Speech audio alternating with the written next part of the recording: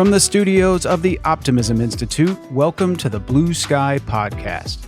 I'm your host, Bill Burke, and in every Blue Sky episode, we'll be speaking to leaders, researchers, and thinkers whose stories and insights will remind us that there is always blue sky above. Sometimes you just have to get your head above the clouds to see it. When Tracey Gates was growing up, anytime she and her siblings asked their dad what he wanted for his birthday or Christmas, he'd answer, just a few kind words. As she'll describe in this Blue Sky conversation, it wasn't until many years later that Tracey understood what he meant.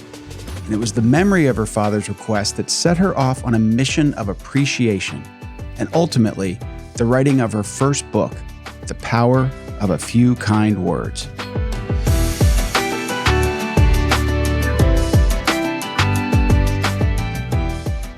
Tracey Gates is an accomplished life and wellness coach and speaker who also describes herself as a kindness ambassador.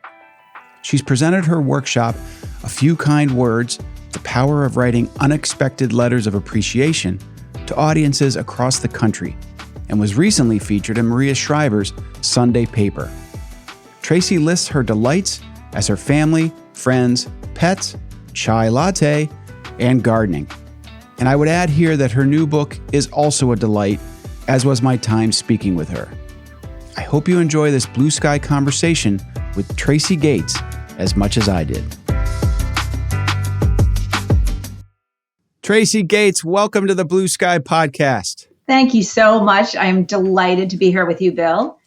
Thank you. I really enjoyed your book, and it's called The Power of a Few Kind Words. And I'd like to start there with the title, with your childhood, your father, and where this title came from. Well, the title is very meaningful to me, and it goes back to the origin is around my father. And he was just the most remarkable man in my life. Everybody loved him. He never had a bad word to say about anybody. He was just a big teddy bear of a guy. But he had one incredibly annoying habit. And that is when anybody in our family, whole big extended family, asked him what he wanted for his birthday or for Christmas, he always said the same thing. All I want is a few kind words. And we hated that. Because, I mean, great dad, love you, but, here's a pair of Argyle socks. My sister and I even got him a puppy one year. All the guy wanted was appreciation and love. And we as a sort of collective family, I think, never really embraced or appreciated what was important to him. His language of love was words of affirmation. And so we kind of just disregarded it. And it was just something we joked about all the time. And then when I was 24, I was newly engaged to my wonderful husband, Tom. We were living in Boston in separate apartments, as was done in the day, way back when. But he happened to be over early one morning, and the phone rang, and Tom went to answer it. And I said, "Do not answer that. It might be my mother, and you are so not supposed to be here right now." And it was my mother. And all she said were three words. She said, "Honey, Daddy died." And it was just completely devastating. Like in the movies, I fell on the floor screaming. And anyway, my dad had a heart attack on the tennis court. And, he never got to walk me down the aisle. And I never got to give him a few kind words. And I mean, I know he loved me, that I loved him, but I never really fully embraced what it was that was important to him. And then fast forward many decades, I become a life and wellness coach. And I realized that my father and I have the same language of love, and that words of appreciation have always been very important to me. And I would have my clients always do an exercise to sort of get out of their own heads. I would ask them to write an unexpected letter of appreciation to somebody in their life. And it just, it was something that I just always did, but I never took it seriously. And then I happened to go through a period of time in my life that was a little bit rough, a little stressful with some work. And then I was caring for my aging mother. And I found myself suddenly having an autoimmune disease called polymyalgia rheumatica. And it involved a lot of pain and inflammation in my body. And I feel quite certain that it was stress induced. Sure. And so I just I challenged myself to go on this crazy journey because I thought if stress and worry can impact my body negatively so much and cause pain and inflammation, and what would happen if I infused my body with kindness every day for a year? Is it possible to flip that around and mentally, emotionally, physically, spiritually find the kind of relief that I was looking for? And so I challenged myself to write an unexpected letter of appreciation every day for 1 year. And I called my journey A Few Kind Words, as a legacy of love to my dad. Amazing. So a legacy of love to your dad, and then advice you'd been giving your clients on a much, simpler level, one letter. And somehow you say, I'm going to do this every day for 365 days. Now, and as I recall from the book, your pain went away. So you had the physical benefits, and then I think we're all fairly familiar with what the sort of mental and the feeling benefit that you get. You had it all from the minute you started this project. Well, I mean, I did go on some medication for PMR. However, it was incredible. This process early on, I would say in the first few weeks, I felt such a reduction in stress because I chose to very mindfully focus on kindness through interactions with people.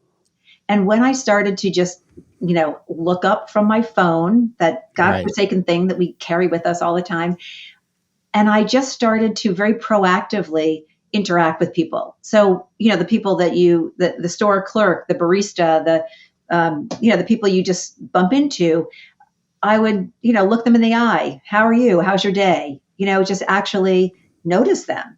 I would, very proactively say, I see you. And I'm not saying that every interaction resorted into some kind of beautiful kindness story, but I just started to get out of my own way. And I started to pay more attention to the people around me and my interactions. And I found so many beautiful opportunities for connection. And I just realized that my stress, that sort of horrible feeling that we have of, the fight or flight, that just, I felt like I was kind of living in that for a while, really dealing with my aging mother's care. And I started to realize that I felt better every time I had a meaningful connection with somebody.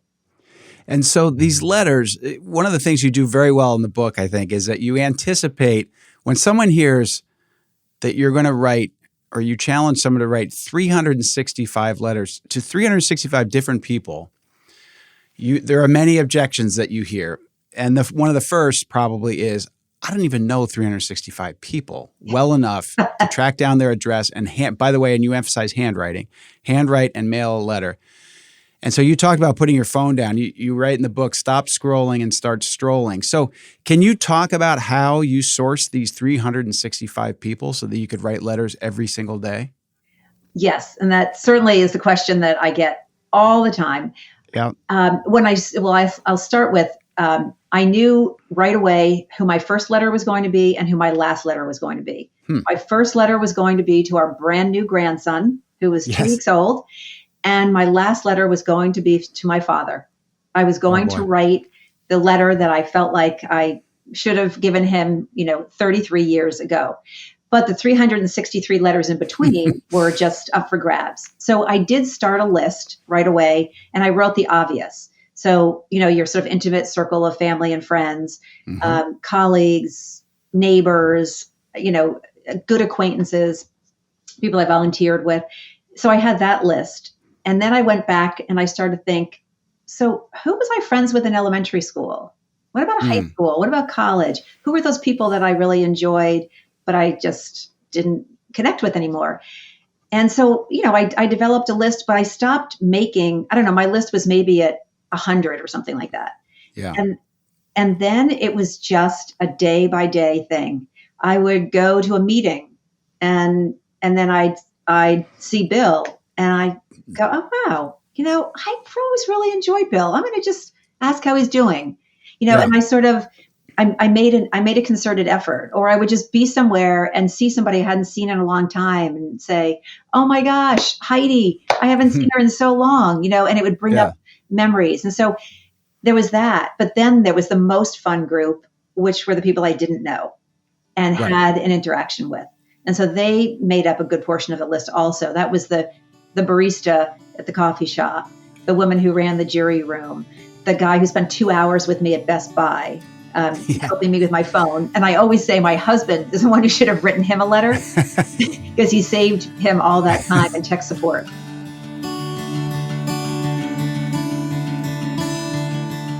Tracey Gates' father was clearly a wonderful man who left a long and positive legacy after his untimely death when his youngest daughter was just 24 years old.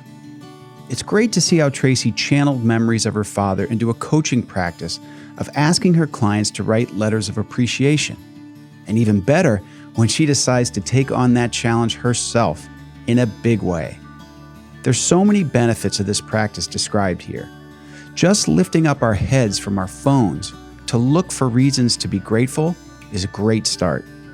And taking the time to memorialize and tell of our appreciation in a handwritten note can have remarkable benefits to both the writer and the recipient. Getting back to our conversation, I asked Tracey about one of my favorite vignettes in the book that took place in an unlikely setting, jury duty. I want to go back to jury duty because, it's up there with going to the dentist in terms of things that people generally don't want to do. So there you are at jury duty, and somehow you find a way to make something positive out of it. Can you just quickly tell that story? Yes, it's one of my most favorite stories that came out of this.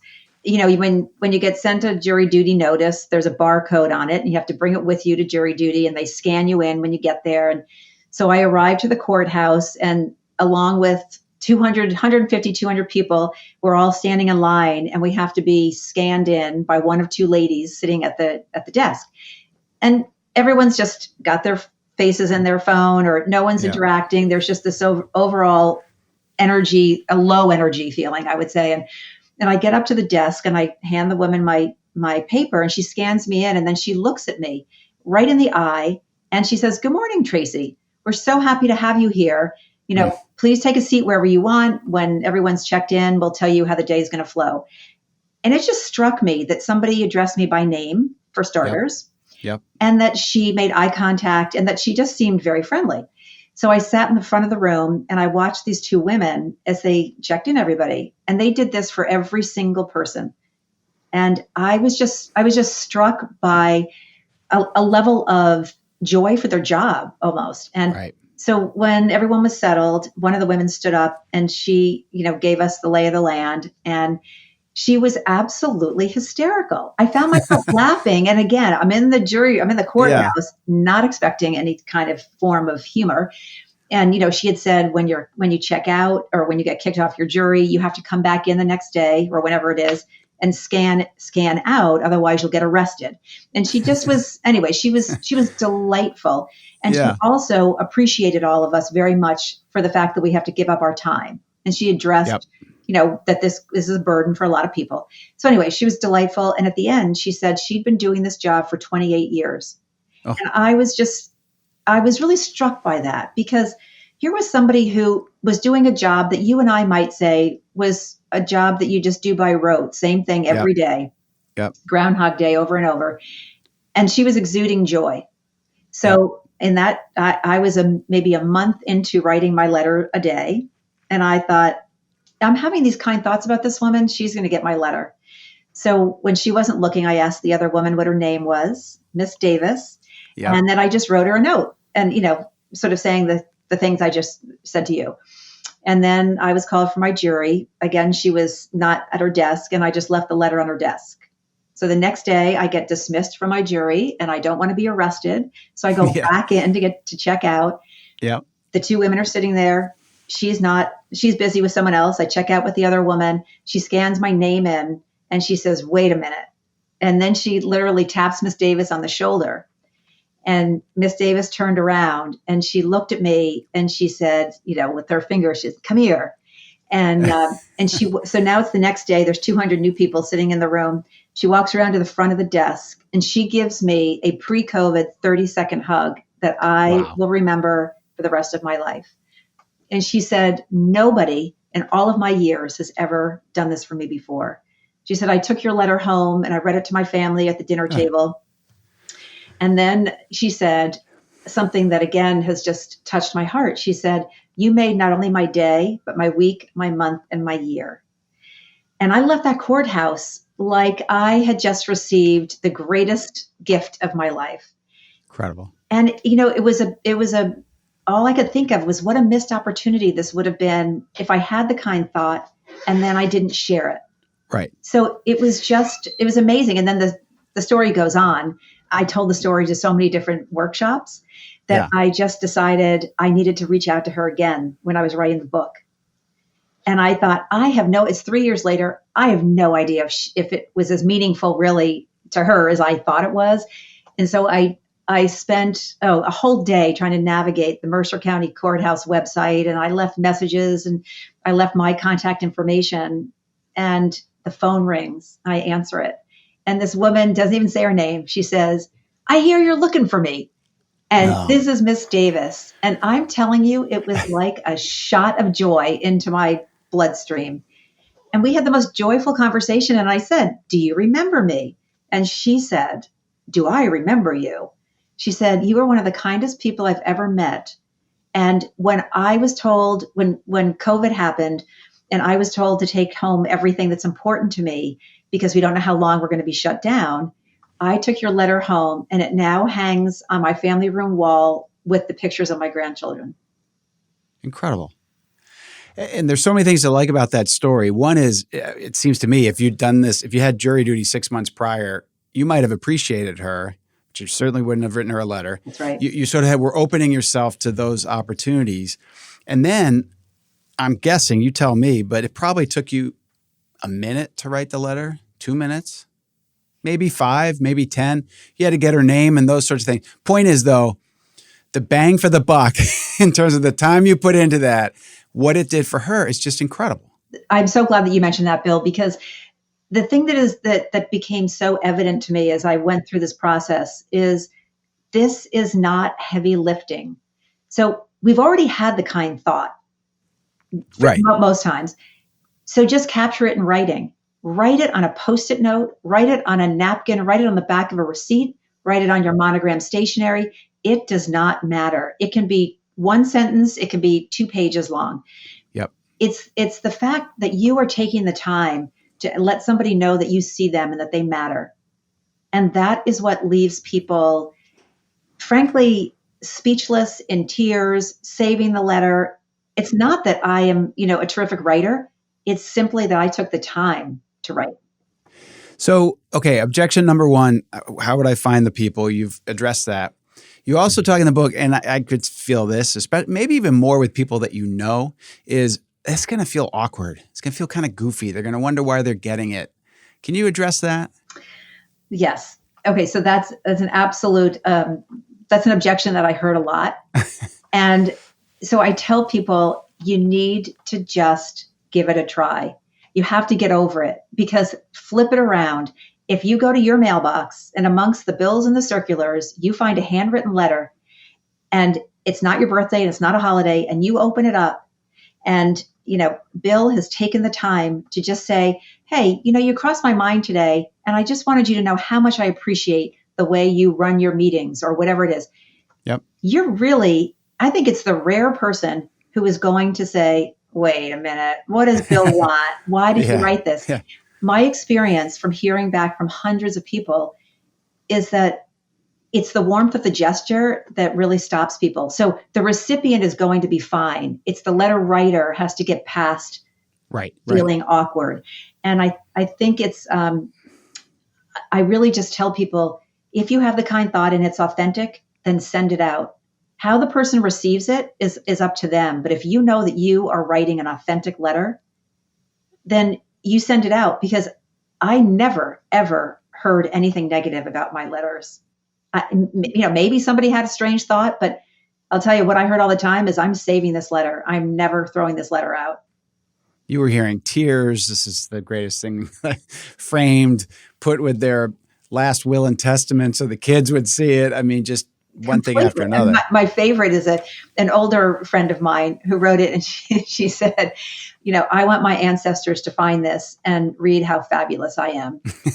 And That's amazing. it's great. And another thing you say is don't do this expecting a response or hoping you'll get a thank you back. Or can you talk about that? Yes. That's absolutely the number one for me. It's the number one important point to get across is that writing these letters is simply to make you feel better, to bring more joy and positivity into your life, and never do it with an expectation that you want to hear back from the person. I think sometimes people think, oh, is that why you were writing these letters? Because you wanted to hear how great you are? What a nice thing. Yeah. Absolutely not. If I never heard back from anybody, this would have been the most transformative experience of my life. You do it because for a few minutes or for a day or for longer, you're filling your mind with positivity and you're slowing down and you're introducing mindfulness into your life.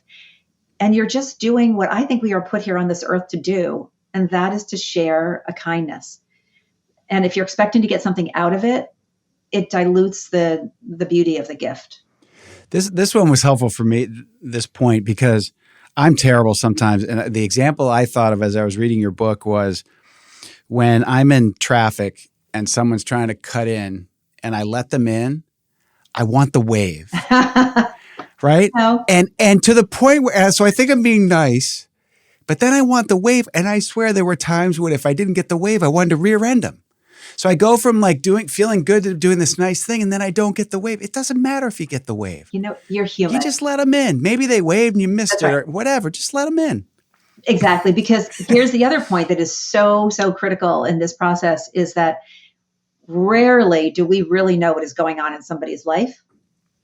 Right. And so first of all, you don't know what's going on with that obnoxious person who tried to cut you off. Maybe they're rushing because their mother just got sent to the ER, right? Exactly. So there were two themes that came out of this. They came up actually pretty quickly. And I had no expectation of this. I just had said, I'm writing 365 letters. That was it. But very quickly, I started to realize that I was hearing the same phrase over and over and over again. And I found that just quite improbable, actually.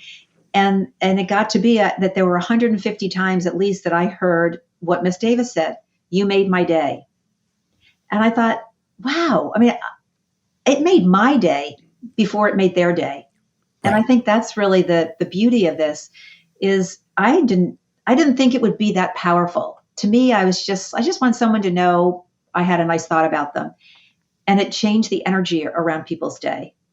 Yep. And I just think there's a power in these letters, whether it's one line or 2 pages, that I don't want to diminish. They're much more powerful than we think. But the other theme that I heard way more often than I wish I did was people saying to me some form of, I was in a really bad place when I got your letter and you changed the energy for me, or my day got better when I read it. And I did not know, I never knew that those people were having a bad day or something significant was going on in their life. So when you hold back your kind thought, you are depriving somebody of a gift that can actually fill a void in their life.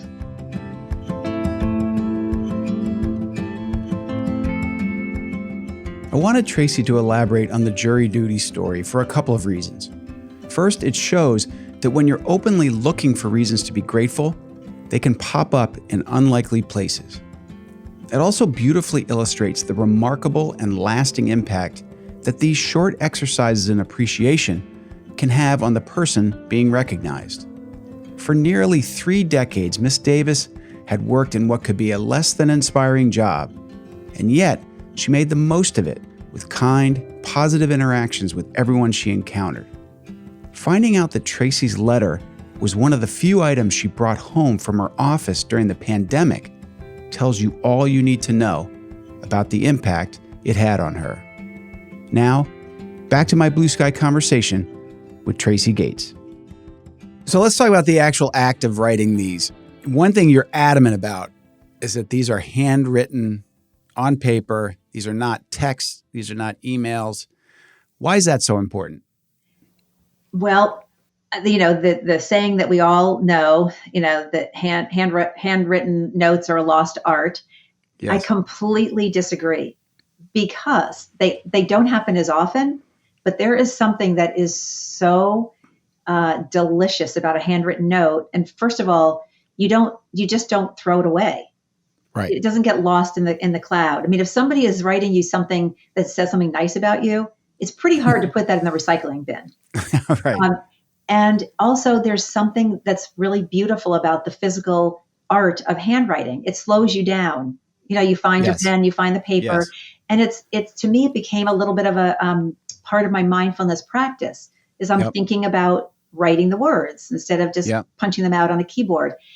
But I also, the part that I really loved revisiting was how nostalgic handwriting is.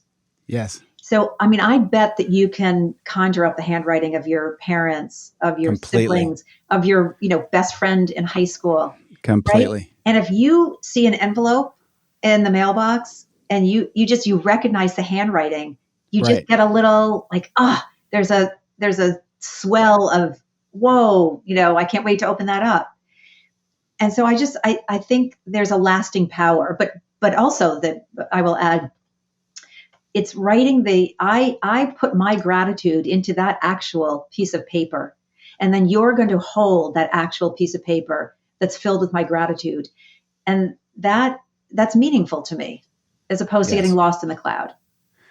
And then about what you actually put in a letter. You have a great guide, the super S's: sincere, simple, and specific. Can you walk through that? So this is sort of the three things you really want to accomplish with these as you write these letters. Sure. I start with, the three super S's. The first one is keep it simple. And I say that because I don't want people to get hung up on, I've got to find, an hour in my day and sit down and, write out my outline and all that. Absolutely not. Just jump right into it. You're just telling them your kind thought. Do not overthink it. We have that great line in our family that my son-in-law loves to use. Just don't overthink it. It's meant to be something from the heart. So keep it simple, keep it short. And the next one is sincere. Yes. And that's just, if it's not going to be sincere, please go and do something else with your time. Be willing to get a little bit vulnerable, because the rewards are that much greater.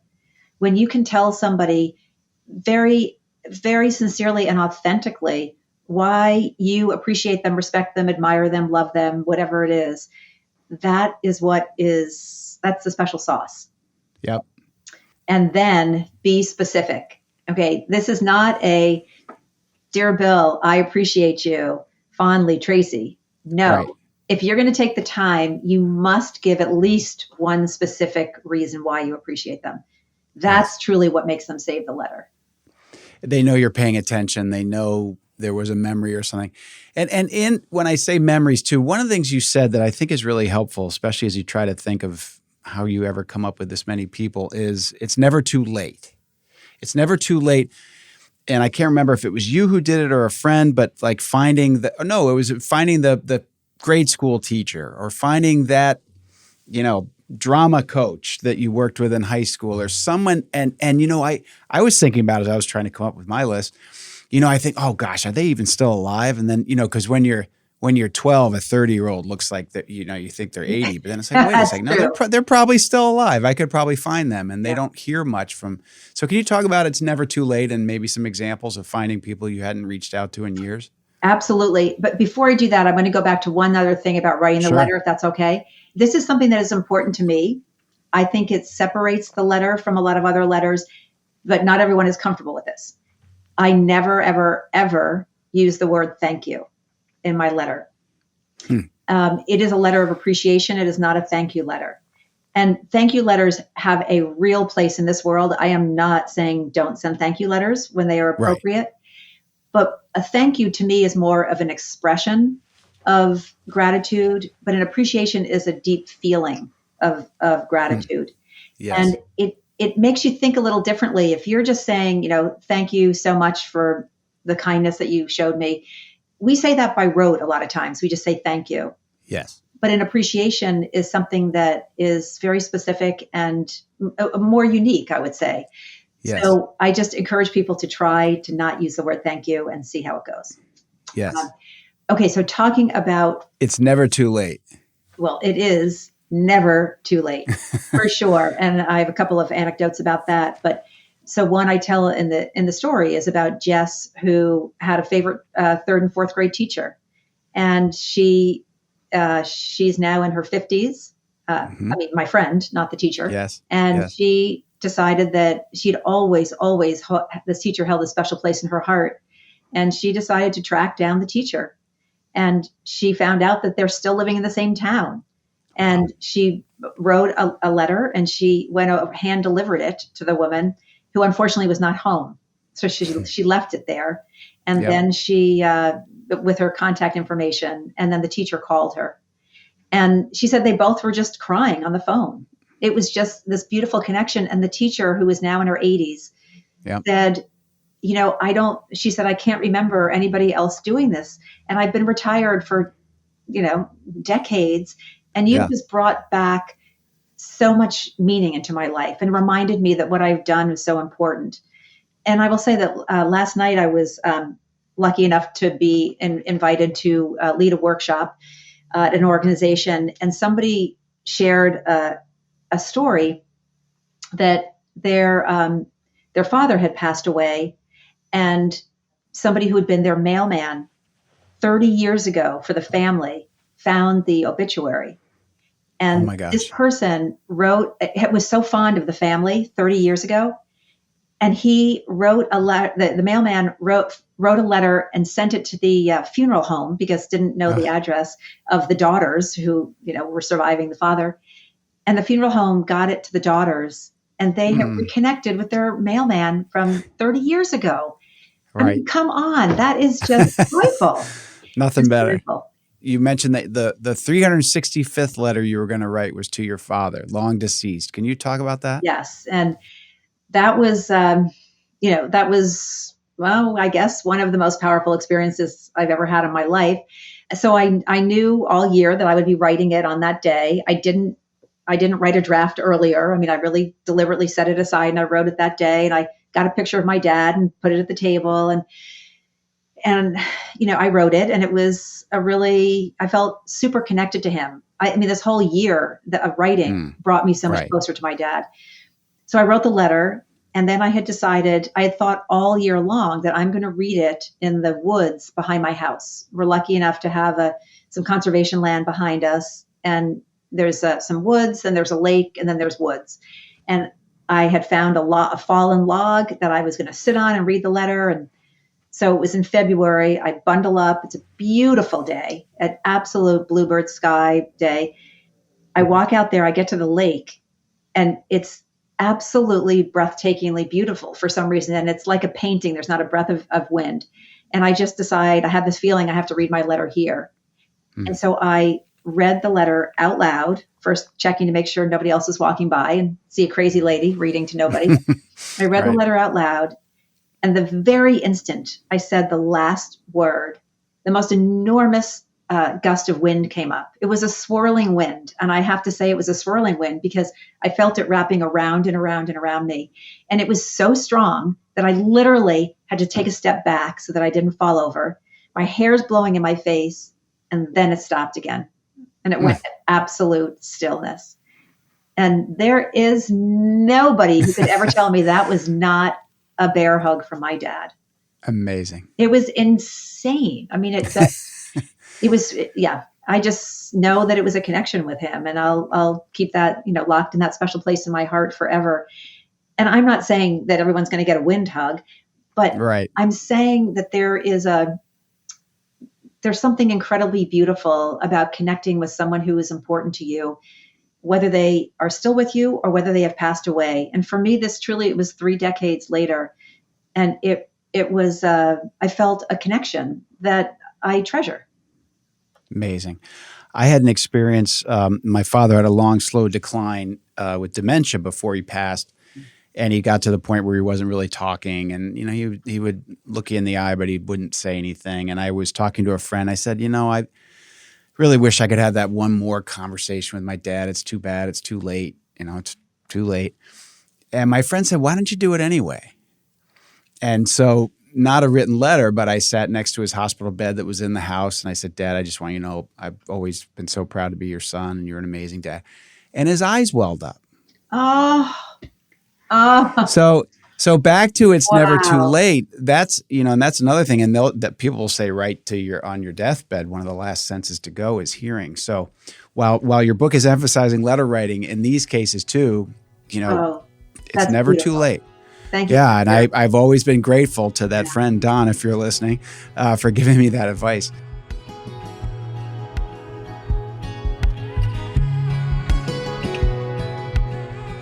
It took me a while to really get it. But once I did, I think Tracey's differentiation between a thank you and an appreciation is important. The former, I think, can feel a little rote, perhaps even transactional. You did this for me, so now I'll thank you. The appreciation notes out of the blue, or just because, if you will, can pack so much more punch. And I love the idea of realizing it's never too late. Often I think we use the excuse of it being too late as a way of dodging an expression of gratitude. Here and in her book, Tracey strongly makes the case that this is a cop-out we should avoid. To kick off our final segment, I wanted Tracey to talk about the power of appreciation in the workplace. In your book, you also talk about the benefit of appreciation and showing appreciation in the workplace. I did an episode with David Novak, who used to run Yum Brands, and his whole ethos was to create a culture of appreciation. Can you talk about how that works in the workplace and why it's just as valuable as it is in these interpersonal communications? Sure. I think so many people tend to separate their personal and their professional life. And, there's certainly valid parts that need to be separated.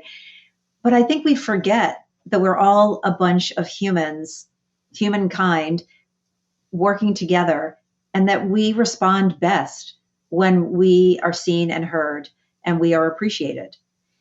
And I think that, we often, bosses, managers, forget to appreciate their employees.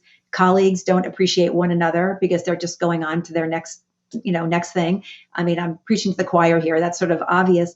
But in organizations who make a concerted effort to share kindness, whether it's kindness circles sitting in their Monday meeting and people say something kind about somebody else, whether they're just encouraged to leave a Post-it note on someone's computer screen if they have something nice to say. It's a proven, fact that productivity goes up.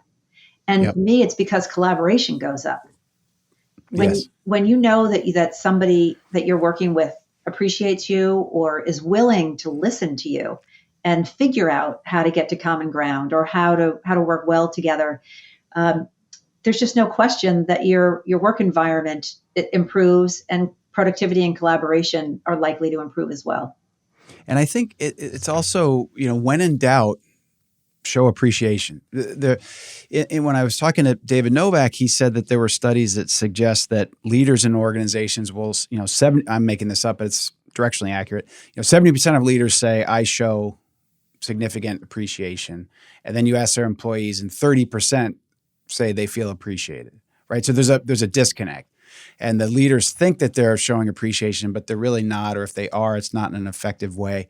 And back to your point about work life and personal life, last David story, his company owned Kentucky Fried Chicken, and he was kind of a fun guy. And so he would write notes, and then in addition, when he'd do a site visit, the person being appreciated would get a rubber chicken. That was like the award. And so everyone kept their rubber chicken, and he'd take a picture and he'd put those pictures in his office. Well, the story was one of these people who received a rubber chicken had an open casket wake, and there in the casket was the rubber chicken. So back to your point about laminating letters, and I mean, these things, and again, it took David Novak he's got a closet full of these rubber chickens. He brings it to the person, he appreciates him, he takes a picture, puts his arm around him, and the guy has the rubber chicken in his casket. So you can't tell me it's not appreciated. I love that. That is a absolute perfect illustration of the point. I had a friend, somebody that I wrote to who is in a similar line of work, and I don't know her that well, but I know her enough to really appreciate how she conducts herself in her work environment. And I wrote her a letter, and I never heard back from her because I was not expecting to hear back from her. And Right. we bump into each other at a social gathering months later, and she comes up to me and says, "I just want you to know that your letter overwhelmed me, and I've been carrying it in my wallet every day since you gave it to me." I mean, I wasn't even sure she got the letter. I didn't, Right. but I mean, you don't put something in your wallet that isn't either necessary or meaningful. It's And amazing. so we don't know how our words and our actions affect people, and we need to try to make it onto our daily to-do list to just practice letting people know that they deserve to be here along with us. Whether it's the Amazing. janitorial staff, whether it's the CEO of the company, whether it's your children, whether it's the store clerk, it's all so meaningful. So you said in the book that one of your life goals was to write a book before you were 60. You accomplished that. Another goal that's disclosed in the book is that you'd like this movement to go viral. That, it's great that you did these letters. Wouldn't it be great if more of us took the time to do this? Can you talk about how you'd like to do that? There's a QR code in the book, which I should say the title again, The Power of a Few Kind Words. Can you talk about ways that people can sort of, work with you and share the stories with you and sort of make this a real movement? Sure. First of all, let me just say, I don't expect people to write 365 letters. No, that's a lot. If anybody wants to take it on, I'm happy to be your coach. It's amazing. Yes. I just want people to, if you have a kind thought, don't let it pass through you, share it. So I have a website, afewkindwords.net, and I have a page on that website where you can share your story with me, and then I can share it out there. I just want us to be cheerleaders for one another. I want us to just think, I've got a couple of minutes today. I'm going to send off a note to somebody. For me, I tried to do a global movement where people had to go on Instagram and take pictures and send it back to me, and it got a little cumbersome. And Yeah. I want people to do handwritten letters. That's a little hard. What I hope people will do is sit around the dinner table. If you're a family of 4 and you decide collectively, let's all write 1 letter a day for a week. That's 4 people writing 7 letters. That's 28 letters that go out into our beautiful world, sending kindness. If you work at a company, maybe your group in the office, you do this. Maybe you all write to a referral source or a client or anybody, whatever you decide. But if you have 10 people in your group, that's 70 letters that get sent out there. So, there are ways that we can do this. Have your book group do it. But just try it yourself. Try 1 letter and see how it feels. Because I think I really believe, I say this in the book, you're going to like who you are when you do that. Yes. Now, sometimes you get to the end of the day and you're like, what did I really do that felt like I moved myself or the world forward? And this is one way. Leave, I say, put a sticky note on, your husband or your wife's favorite ice cream container that's in the freezer. And when they go to get it, they see a note, put it on the dashboard of their car. Like, you do little things like that and just be part of something larger than yourself. Beautiful. And if people want to feel better too, read this book because it's beautifully written. You really get to know you and your family and all that went into you wanting to do this and what it was like and what you got out of it. So I can't recommend it highly enough. The Power of a Few Kind Words. It is available now at Amazon, Barnes & Noble. Please purchase a copy. You won't regret it. And Tracey Gates, good luck with the launch of this book. And thank you so much for putting such a great thing out into the world. Oh, it's been my pleasure. And I think the work that you do, Bill, is tremendous. The Optimist Institute, what what better university is there to go to?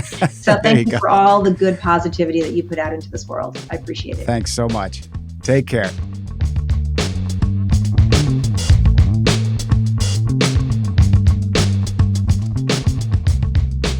So, now that you've had a chance to hear Tracey's story, and will hopefully go out and get her book, what do you think? Should we help Tracey's mission of spreading kindness through expressions of a few kind words go viral? Remember, she's not saying we have to meet her own personal target of 365 letters in 1 year, but maybe once a week or once a month to get started. Seems like a reasonable plan to me. And if we do nothing more than heed her advice to stop scrolling and start strolling, I've no doubt we'll all be better off.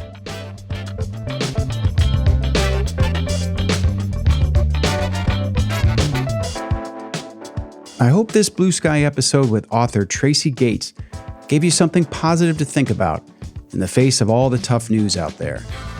If you enjoy this kind of content, I hope you'll subscribe to the Blue Sky podcast and leave a rating or review for us. And for daily doses of hope in your social media feed, subscribe to the Optimism Institute on Facebook, Instagram, LinkedIn, Twitter, X, and TikTok. Yes, we've jumped into the deep end of the TikTok pool.